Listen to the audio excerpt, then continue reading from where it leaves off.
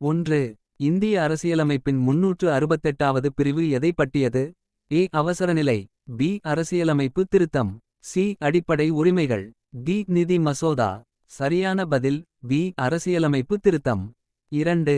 இந்தியாவில் 0 முதன்முதலில் எந்த ஆண்டில் நடைமுறைக்கு வந்தது? ஏ. 1950. பி. 1962. சி. 1971. டி. 1985. சரியான பதில் பி. 1962. 3. இந்தியாவின் முதல் உயிர்க்கோள காப்பகம் பயோஸ்பியர் ரிசர்வ் எது? ஏ. Sundarbans.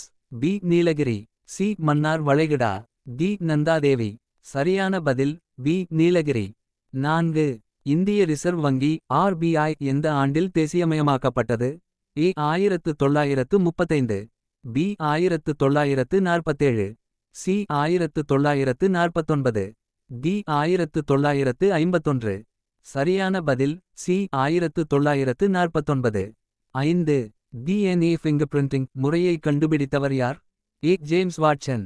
B. Alec Jeffreys. C. Francis Crick. D. Hargobind Khorana. சரியான பதில் பி. Alec Jeffries. 6.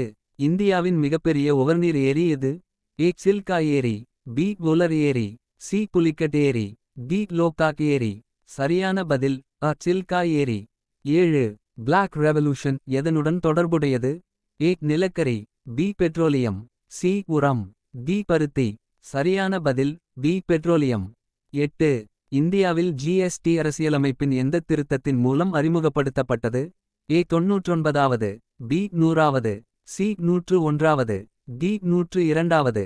சரியான பதில் சி. 101வது. 9. தமிழ்நாட்டின் முதல் பெண் ஆளுநர் யார்? A. Fathima Beevi. B. Prabha Rao. C. Tamilisai Soundararajan. D. Sarojini Naidu. சரியான பதில் அ. பாத்திமா பிவி. 10.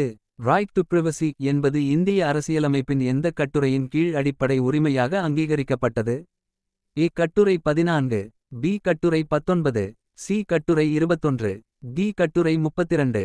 சரியான பதில் சி. கட்டுரை 21.